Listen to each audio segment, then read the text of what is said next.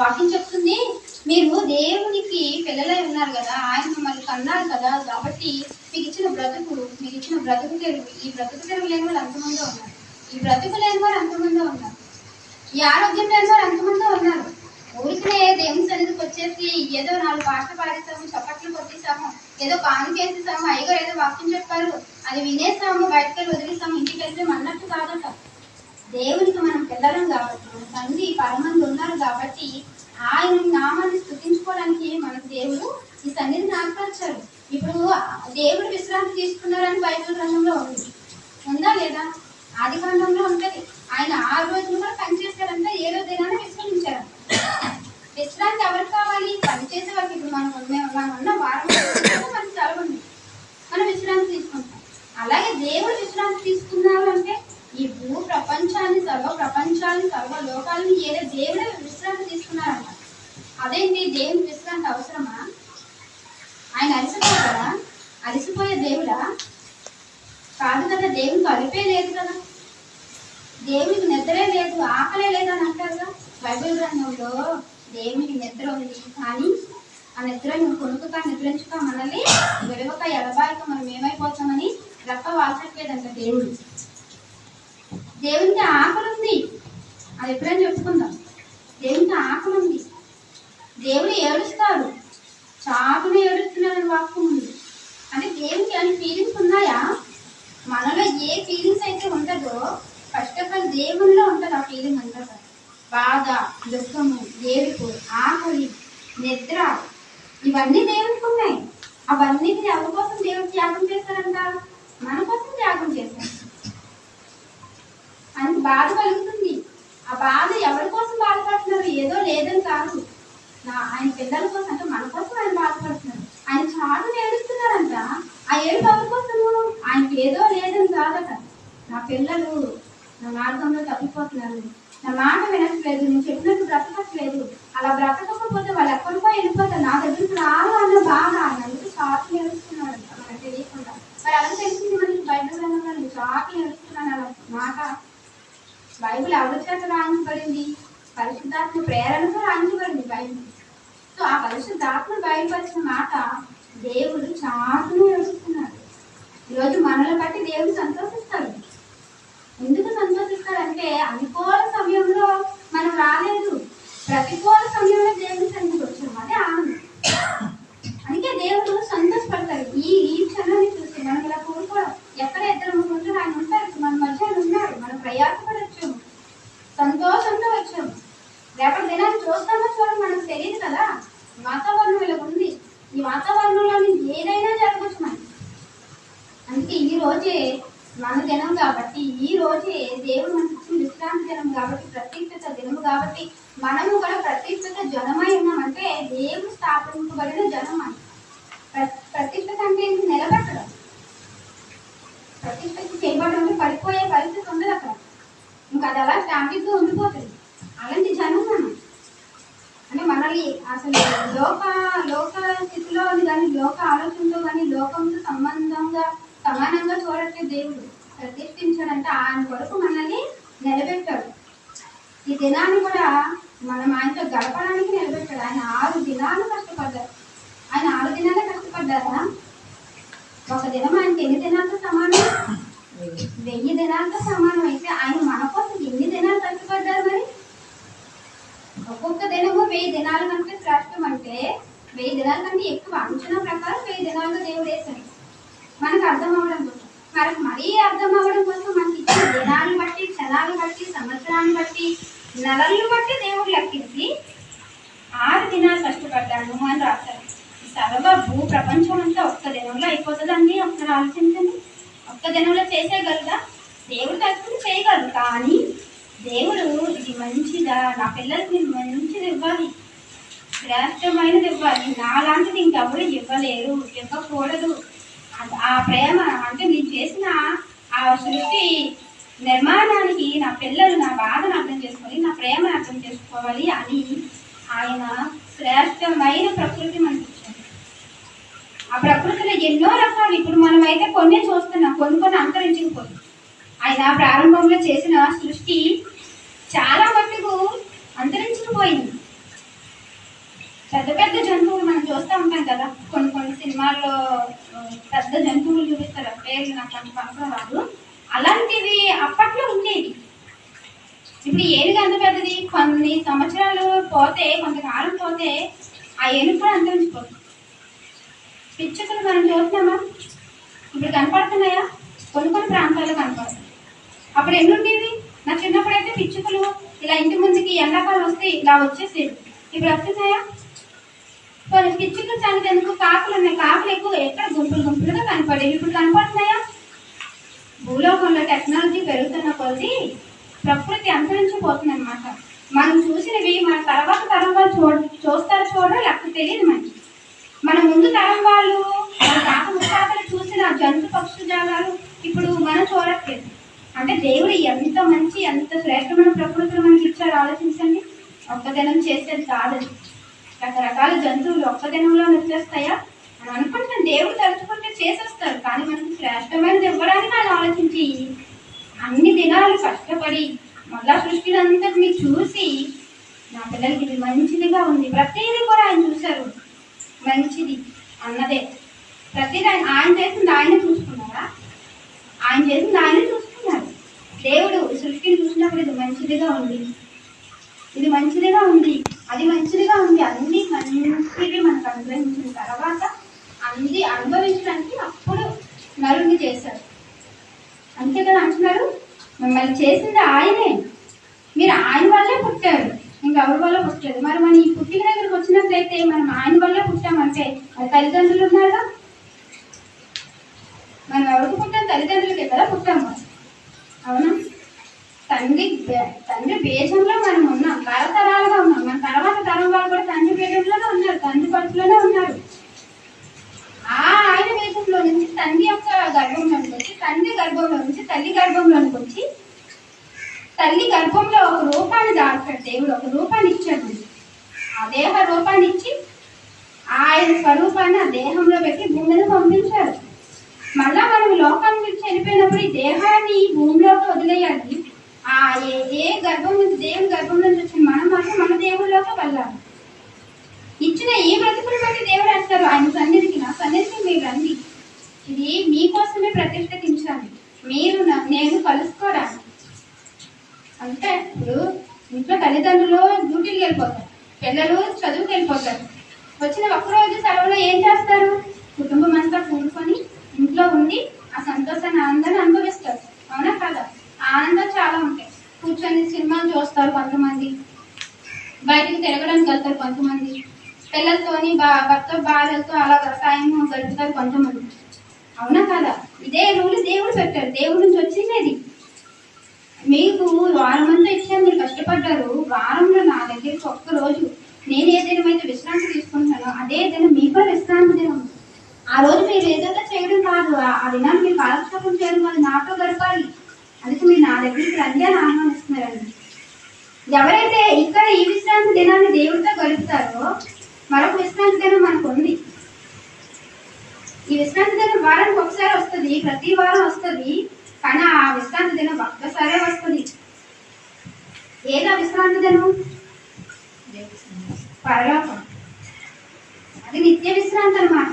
ఈ విశ్రాంతి దినాన్ని మీరు కోల్పోతా ఉంటే లెక్కప్ప చెప్పాలి, ఎందుకు కోల్పోయావు, దేని వల్ల కోల్పోయావు, ఏ సమయం, ఎందుకు ఈ అమూల్యమైన సమయాన్ని విడిచిపెట్టామని దేవుడు అడుగుతారు. ఆయన మాటలు సత్యం నిత్యము ఉంటాయంట. వాక్యం సెలవిస్తుంది కదా, ప్రభు దయాళుడు, ఆయన కృప నిత్యం ఉంటది, ఆయన సత్యం తరతరాలు నిలుస్తుంది. ఆయన సత్యం అంటే దేవుని వాక్యమే. ఈ వాక్యం అనేది తరతరాలు ఉండిపోతుంది అంట, మనం ఉన్నాం కానీ దేవుడు తరతరాలకి ఇచ్చిన ఆస్తి వాక్యం అనమాట. ఇది ఒక ధన నిధి లాంటిది, ఎంత తవ్వినా వస్తూ ఉంటది, ఎంత తవ్వినా వస్తుందా అది మనం తీసుకోవడానికే దేవుని సన్నిధి. ఈరోజు పుష్కలంగా జరుగుతుంది దేవుని వాక్యం. ఎక్కడెక్కడ జరుగుతుంది? కేవలం దేవుని సన్నిధిలోనే, దేవుని మందిరంలోనే అనుకుంటున్నాం మేము. మనం ఎప్పుడు తీసుకోవాలంటే అప్పుడు తీసుకోవడానికి దేవుడు వండి పెట్టాడు మన చేతిలో జీవగ్రంథం. ఇదంతా ఒక వంట, ఆత్మీయ ఆహారం. మనం కడుపుకి తినాలంటే వండుకుంటాం, ఏ పూట ఆ పూట వండుకుంటాం, ఒక రోజు వండించుకుంటాం. కానీ దేవుడు మన కోసం, మన ఆత్మీయ స్థితికి ఆహారంగా ఈ యొక్క జీవగ్రంథంలో ఉండే ప్రతి మాటను వండి పెట్టాడు. అది తింటే నిత్యము బ్రతుకుతాం. లోక ఆహారం తింటే కొంతవరకు మన జీవితకాలంలో మనం శక్తి బలాన్ని పొందుకొని బ్రతుకుతాం, కానీ ఈ జీవాహారం అనేది తీసుకున్నట్లయితే మనం నిత్యము బ్రతుకుతాం అన్నమాట. ఎక్కడ బ్రతుకుతాం? భూమి మీద. భూమి మీద అయితే కాదు, పరలోకంలో నిత్యము బ్రతికే అవకాశం దేవుడు మనకి ఇస్తారు. అందుకే లోకము శాశ్వతం కాదు, ఈ జీవితము శాశ్వతం కాదు, ఇక్కడున్న బంధాలు శాశ్వతం కాదు.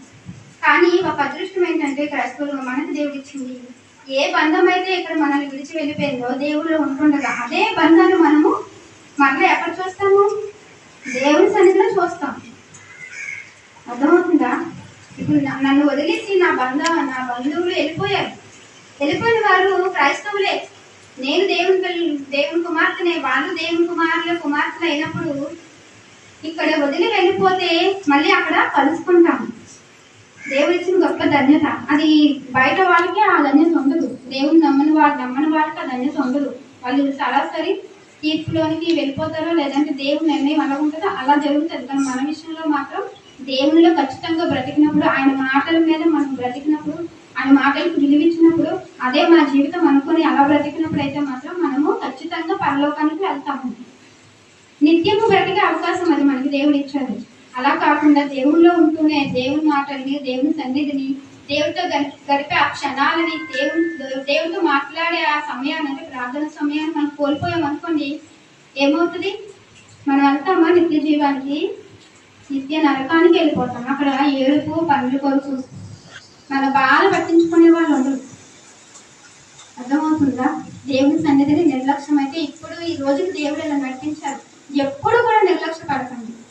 నీ శరీరంలో ఒకవేళ లేవలేని పరిస్థితి ఉంటేనే, బ్రతకలేని పరిస్థితి, అంటే లేచి దేవుని సన్నిధికి రాలేని పరిస్థితి ఉంటుంది చూడండి, అలాంటప్పుడు దేవుడు యాక్సెప్ట్ చేస్తాడు. కానీ ఓపిక ఉండి కూడా ఏంటి శరీర బలహీనత కూడా, శరీరము బద్దకించేసి ఆ నిర్లక్ష్యానికి లోబడిపోయినట్లయితే దానికి మూల్యం చెల్లించుకోవాలి.